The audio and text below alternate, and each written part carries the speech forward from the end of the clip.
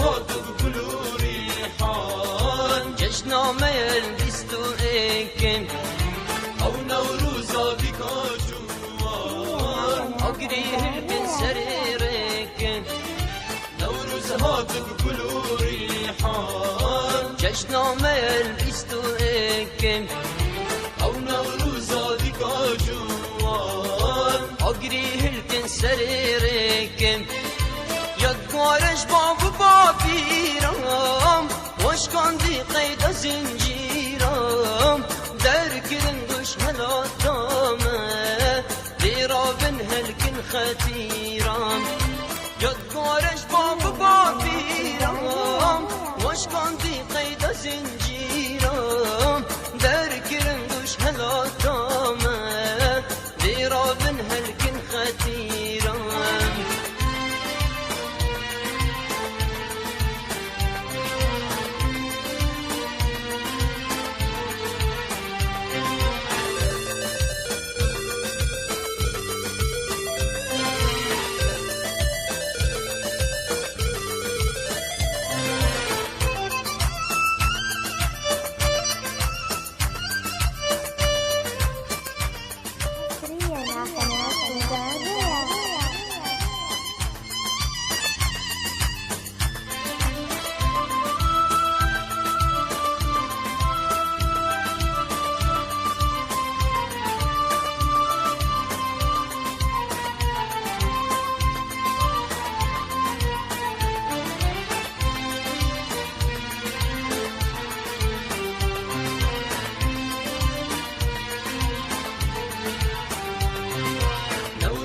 قوتابیانی خۆشەویست مامۆستایانی بەڕێز هەموو لایەکتان زۆر بەخێر بێن شەرەفمەندین بەیەکەوە ئامادەبووینە لە کۆمەڵگەی بانی پەروەردەیی ناحکومی بۆ بەرزڕاگرتنی یادی ئادار و نەورۆز خۆشەویستان پێنجی سێی ساڵی 1991 ڕێک 33 ساڵ بەر لە ئێستا لە دەواازەی ڕاپەڕین لە شاری ڕانیا ڕاپەڕینی سەرتاسەری دژی ستەم و زۆرداری گەلی کورد هەڵگیرسا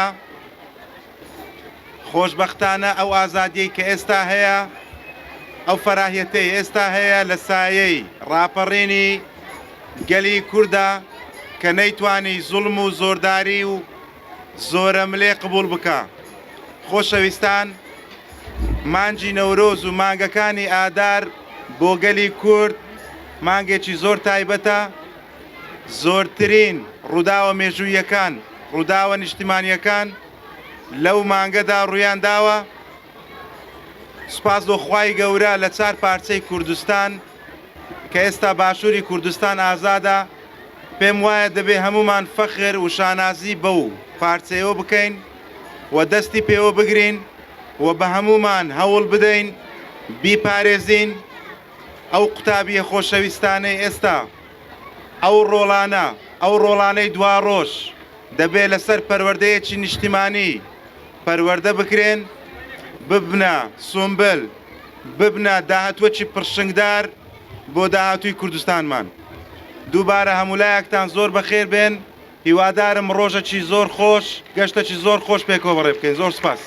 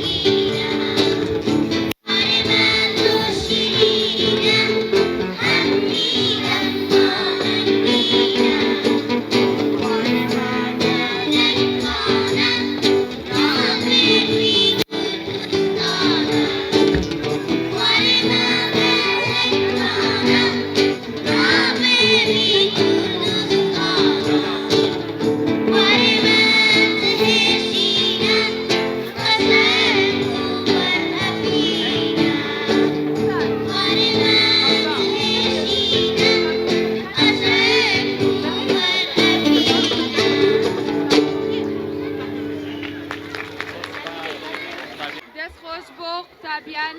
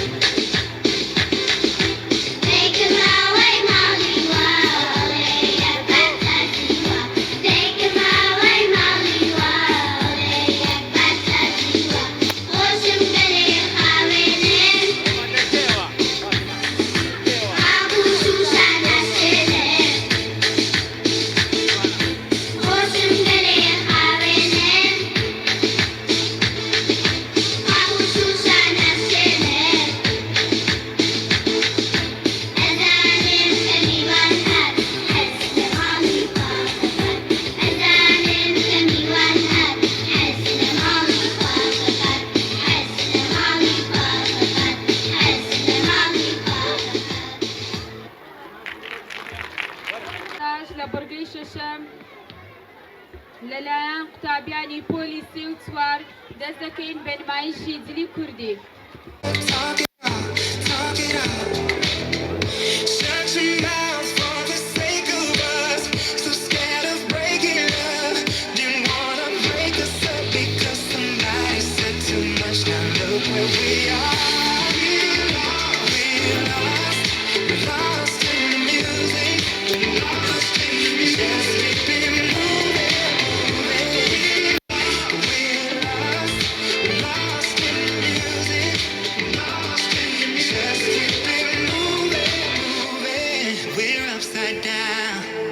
There's a different kind of bounce where we are right now. And I don't know that we can never make it back to the love we had. Are we giving up or are we trying? ئێستاش بەڕگەی هەشتم وتنی گۆرانیەک لە ژێر ناونیشانی جلی کوردی لەلایەن پەپولە جوانەکانی باخچەی باغ.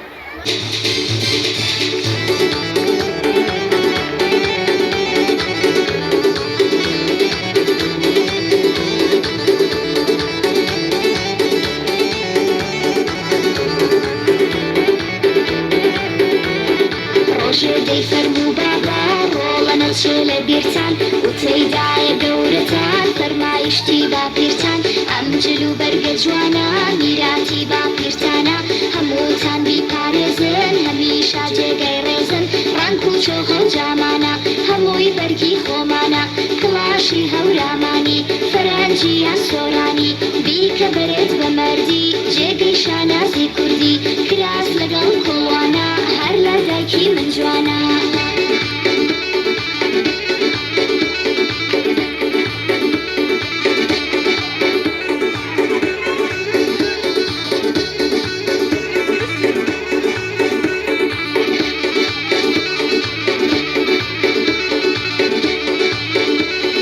دەسمانی شانە و شانی بەدابی و کریانی پشتێ زەرگوڵی وەر لە تۆ جوانە کچی کورد دەسماڵی شانە و شانی بەدابی مۆکریانی پشتێنی زەرگوڵی ورد لە تۆ جوانە کچی کورد پیرۆزت بێبی پۆشە کێ وەکو تۆ دڵخۆشە قەت بەکەمی نەزانی میلەتی کورد زمانی پیرۆزت بێبی پۆشە کێ وەکو تۆ دڵخۆشە قەت بەکەمی نەزانی میلەتی کورد زمانی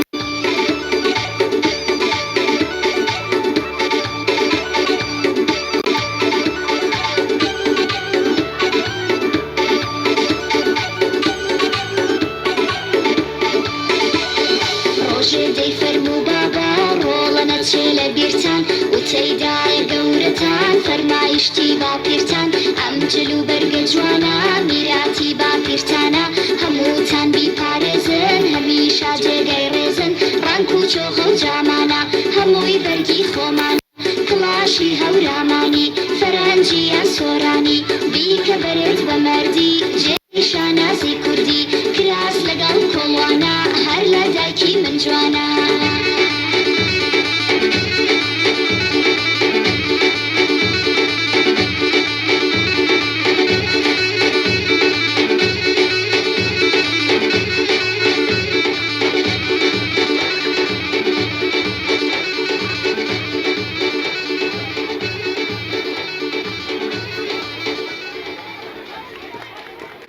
دەستخۆش بۆ پەپولەکانی باختە.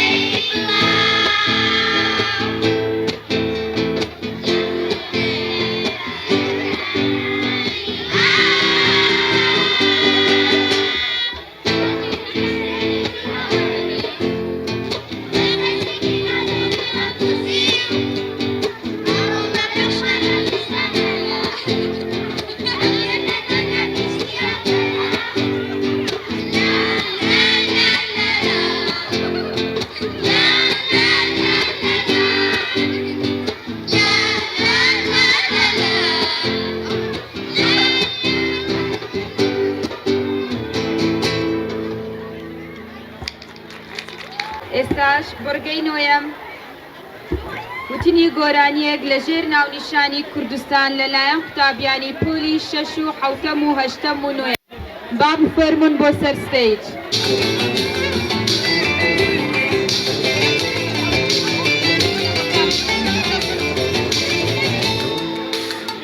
کوردستانی خۆش نیشتیمانی جوان تۆقیب لەگەری منی بێگومان چاوم پشت و توی شاخەکانتە فێری سەیرانی باغەکانتە دەدیسم شاڵی شوانەکانت زرێق و باقی جوانەکانت ئەسبەی گەوانی هەرچێوەکانت خوڕەی ئاوەکەی نیشێوەکانت ئەمانە هەموو جێیان کردمەوە ئەوێ نیشانی دڵیان گرتمەوە من درەختێکم لەو خاکەوە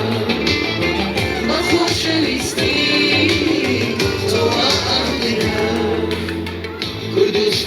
خوش اجتماعی زوان تۆقیب لەگەهی دلی بێگومان چاوم پشت و توی شاخەکانتە فێری سەیرانی باغەکانتە فێری سەیرانی باغەکانتە فێری سەیرانی باغەکانتە میوانانی ئازیز ئێستاش کۆتایی هات بە تاڵاتی گۆرانیەکان داوا لە بەڕێوەبەر و ستافی کارجێڕی مامۆستایان دەکەین سەیری تاڵاچەکانی ژێر ڕەشماڵەکان بکەین. رنگی گناه خمدان دیم همی وارا دیلان راوی تبدأ آهنگ کنیم نوروز هات و جانیم رنگی گناه خمدان دیم همی وارا دیلان راوی تبدأ آهنگ کنیم نوروز آیلیل نوروز برو جامر خودم سوز دیمنی بش کجکی گش بوم کردا جشنک پیروز نوروز آیلیل نوروز برو جامر خودم سوز دیمنی بش کجکی گش بوم کردا جشنک پیروز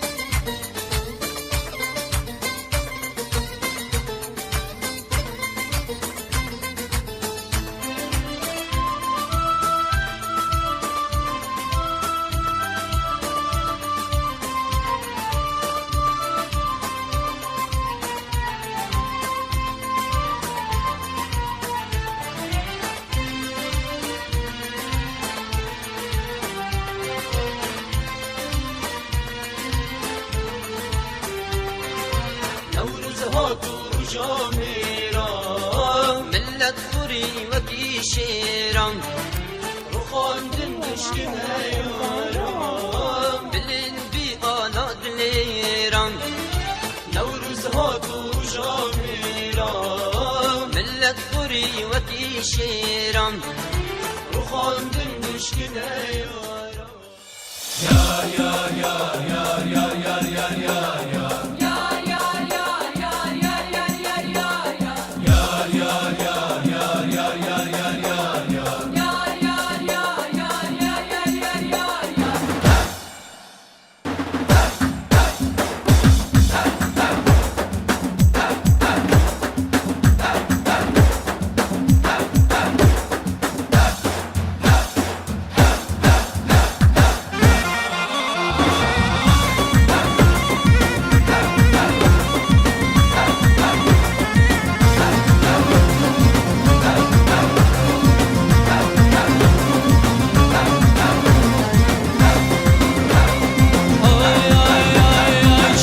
چرای هزار شوا و خانه بندانیتی امرم لدوری راکوا و خانه بندانیتی تارای سرت خوینی دلاو خانه بندانیتی کوچت پاییزی ببرا خانه بندانیتی یا خانه بندان شدلم هوری لملانیتی یا خانه بندان شدلم هوری لملانیتی تو تماشای هدوالای که دعکی بقربانیتی تو تماشای هدوالای که دعکی بقربانیتی نکی به قربانیتی اره دکی به قربانیتی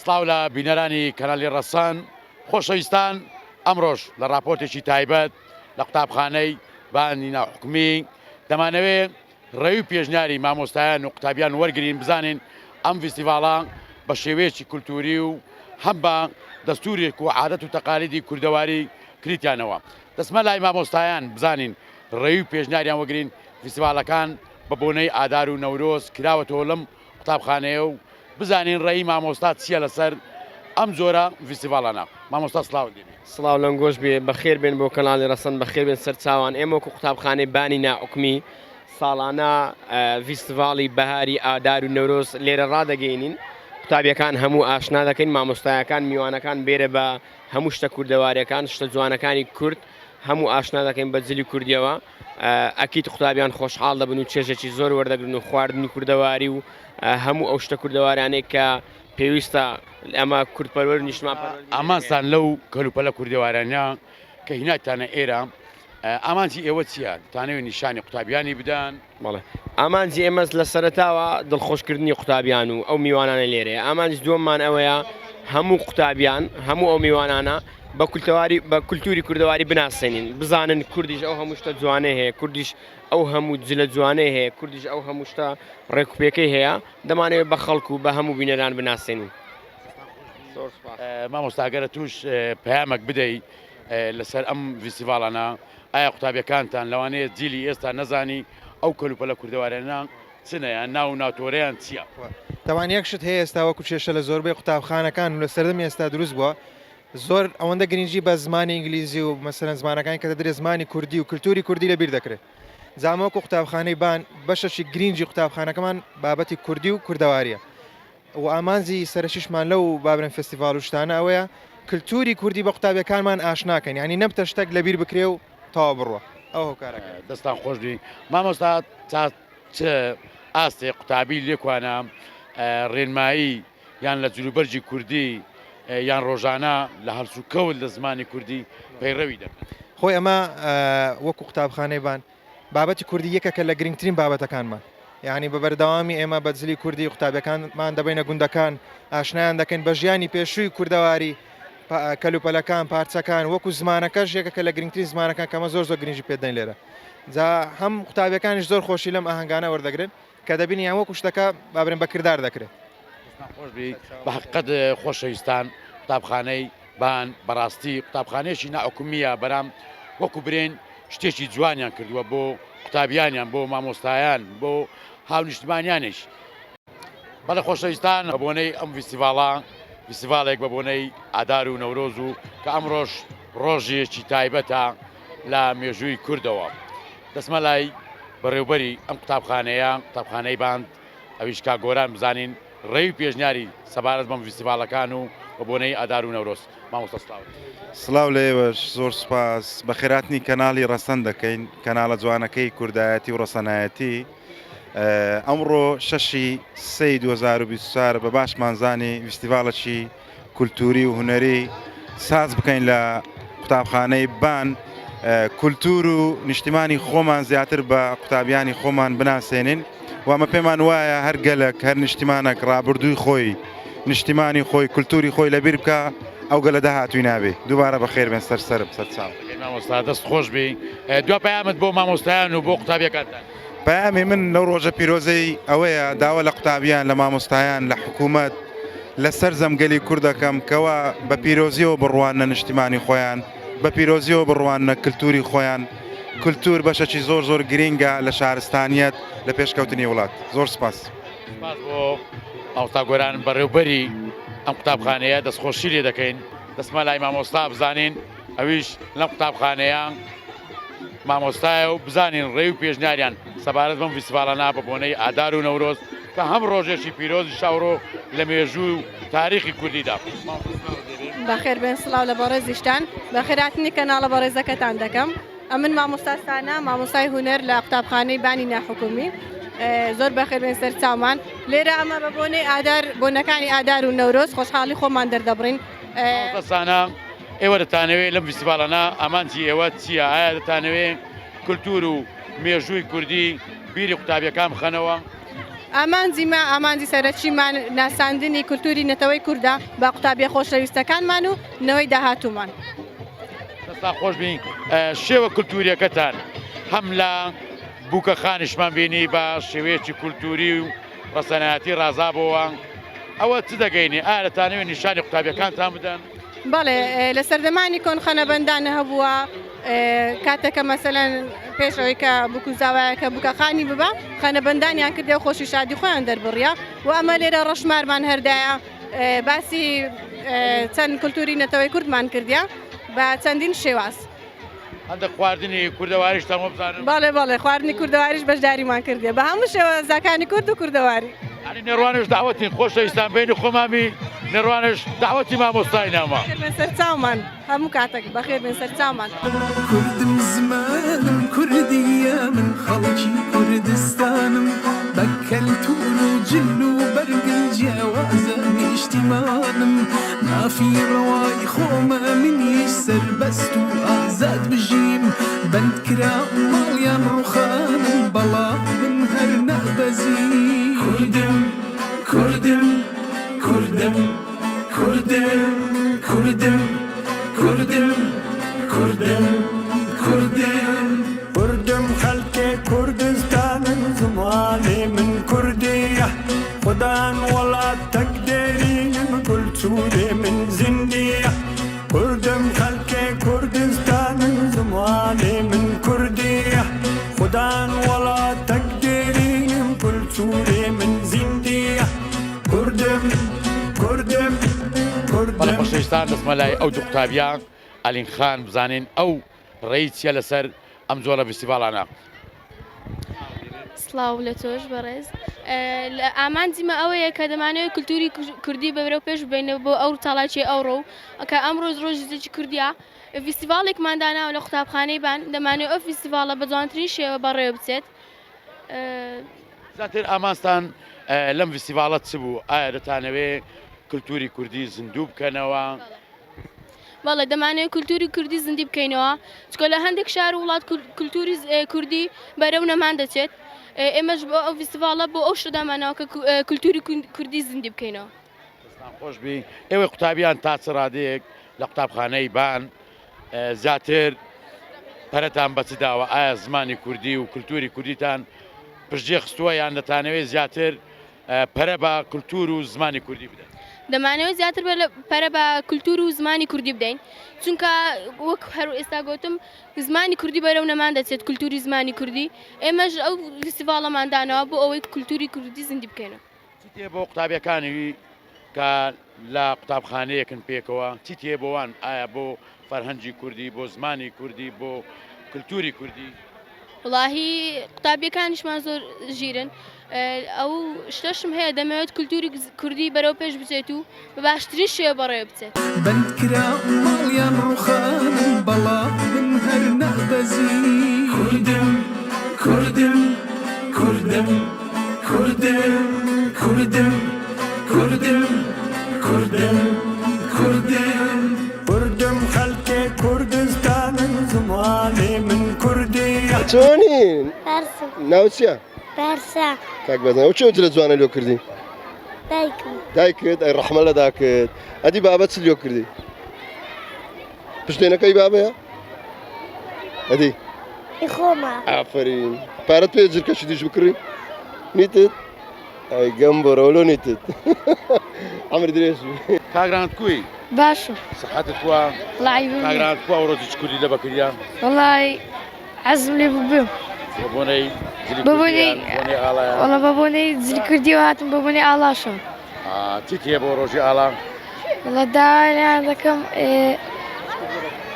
جرکی کوردی لە بەکەین هەموو ڕۆژان ژا خۆش زیاتر. ئای دەست خۆشبی. ئەدیە تو ناوت چییە؟ لاوی ناو لاوینە. کاکە لاوین کوی؟ وەڵا باشە. سەحەتت؟ وەڵا زۆر باش باش. وەڵا زۆر باش باش. ئەرێ وەڵا یاخوا باش. لەخوای بزیات. کاک لاوین کو ئەوڕۆ هاتی چ کوردی لە بەکردیا؟ وەڵا ئەوڕۆکە ڕۆژێکی خۆشە. ڕۆژ خۆشە. وەرێ ڕۆژی چی کوردیە. هەموو ڕۆژەکەت خۆشی بی. ئەرێ وەڵا. ڕۆژی چی کوردیە؟ وەڵا. چی تێ بۆ ئەو هاوتەمەنانەی خۆت بۆ چی کوردی لە بەکەن؟ وەڵا ڕێز سوپاس بنەوەیە. ئەس لێ برادەکانشت ئاوا چ کوردی لە بەکەن؟ بەڵێ. چ کوردیت خۆش دەوێت؟ وەرێ. ئای تەمەنە درێژ بی. ڕێز سوپاس. وەرە ئەتوو. ئەتوو ناوت چییە؟ سەهەند. کاکە سەهەند. وەرێ. کویە تو؟ وەڵا باشە. کاک سەهەند کو ئەو ڕۆژی چ کوردی لە بەکردیا؟ وەڵا زۆر خۆشە. ڕۆژی چ کوردیە؟ ئەرێ وەڵا. چ تێ لە بۆ ئەوانەی هاوتەمەنی خۆتن حەز دەکەی ئەوانە کوردی لە بەکەن؟ ئەڵای ئەوانشڵە ئەویش جزکی کوردی لەبەر دەکەن. کەناڵی ڕەسەن خۆش دەوێت؟ ئەرۆڵە دەبینی؟ ئەرۆڵە زۆر جارەکە داپیرم تووشارەکە. داپیرت ڕێزمانەیە لە بۆ داپیری کاکە سەهەندی دیارە بینەری کەناڵی ڕەسەنە ئێمەش دەستخۆشی لێ دەکەین. کاکە سەهەند ئەگە چیەوە سەلامی مانگ بە داپیرت بگەینە باشە دەستی ماز دەکەین تەمەنی درێژ بی خدان وڵات تەکدێرین کولتورێ من زیندیە کوردم خەلکێ کوردستانم زمانێ من کوردیە خدان وڵات تەکدێرین کولتورێ من زیندیە کوردم کوردم کوردم کوردم کوردم کوردم کوردم کوردم سلامی خان سلااو دێبێ سڵاو لە تۆش سلامی خان چۆنە ئەوڕۆ جلوبەرجی کوردیت بۆشیە بە بۆنەی یادەکانی ئادارەوە و بە بۆنەی چاڵاکیەکانەوە زۆر دەستخۆشی لە مامۆستایان و ستافی قوتابخانەی بان دەکەم کە ئەو چاڵاکیان ڕێکخست خۆشە بەم چالاکیە؟ بەڵێ زۆریش حەزت لێ ناوە لە قوتابخانەکەتان ئەم چالاکیە بکرێت؟ بەڵێ خۆشە بۆ قوتابیان بەڵێ زۆری شایەنێکە کە یادە کللتوری کوردی لەبیری نەکەن یعنی کللتوری کوردیت خۆش دەوێت؟ بەڵێ ئەی تەمەند درێژ بی یاخوا خۆش دەویستان سەرای ئەم تەمەنە بچووکەی کللتوری کوردی خۆش دەوێت و کللتورەکەی خۆی لەبیر نەکردووە ئێمە دەستخۆشی لێ دەکەین بەڕاستی دوا پەیامت بۆ دایک و بابەی دەم زۆر خۆشدایان کللتوری خۆتان لەبیر مەکەن چی تێ بۆ دایک و باوکت؟ ڕێزم بۆیان هەرێ زۆرشم خۆش دەوێت سپاس بۆ دایک و باوکی سپاس دەستی دایک و بابی خۆش بێ کە بەم جوورە بەم جلە کوردەواریانە ناردیانە قوتابخانە و لە ڕۆژێکی ئاوا تایبەت خسمە لای قوتابیانە قوتابیە ژیرانە قوتابیە جوانانە هەموو بە جلوبەرگێکی کوردی کە ئەمڕۆ توانوێتیان کللتوری کوردی نیشانی خەڵکە جیاوازەکەی بدەن لە نێو شاری ئەولێر سلااوت دێبێت؟ سڵاو لە تۆش نێوی بەڕێزت؟ هێلیا بۆنەی ئادار و نەورۆز بۆم فیستیڤالانە ڕۆژ جلی کوردی ڕۆژێکی زۆر خۆشە بەلای منەوە چکە جلی کوردی زۆر جوانە و زۆر سپاسی هەموو مامۆستاکان دەکەم دەربارەی ئەم فیستیڤاڵە مامۆستایەکان تاسە ڕادەیەک هاندەرتانن بۆ جلوبەرجی کوردی بۆ زمانی کوردی وەڵا زۆر باشن لەگەڵمان چی تێ بۆ دایک و بابەی زۆر خۆشم دەوێن